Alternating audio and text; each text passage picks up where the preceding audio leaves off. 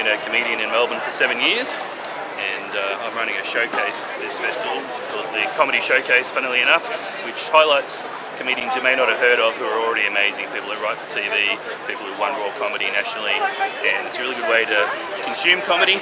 You get to see 4 or 5 comedians in an hour instead of going to see someone you may not love after 10 minutes and you're stuck with them for an hour. This is a really good way to discover some people that you can follow their career and also consume comedy. I'm really a punchline-driven comedian, so set up punchline, but I do stories. My big thing is if the audience isn't laughing, you should trick them into laughing by telling them a joke. Robin Williams, but I'm nothing like him. The young ones, Marx Brothers. Harpo Marx was my hero as a teenager, so which is funny because he never spoke, and speaking's what I do. No, I think it's making people become better writers because not upsetting audiences is hard. So the easy way is just to say something racist or shocking. The harder thing is to write something clever and interesting but also funny. Audiences decide what's acceptable, and I don't think it's a big issue at all. I've probably written about 3 jokes ever that are borderline as far as taste goes.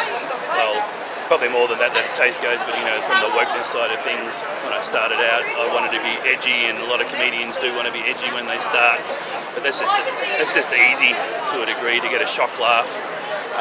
I do still love some of that myself, and comedians probably enjoy the edgy comedy more than audiences sometimes, but it's certainly not ruining comedy, it's just making people better writers, I would say. I sell insurance. In the second half of the festival I'm doing a solo show called Dog Father. So Dog Father is really lots of jokes about dogs, basically.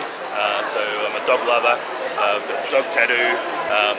My golden retrievers are gorgeous, and they elicit a lot of jokes from me, so I've decided to put it all together into a show. So come and see Dog Father.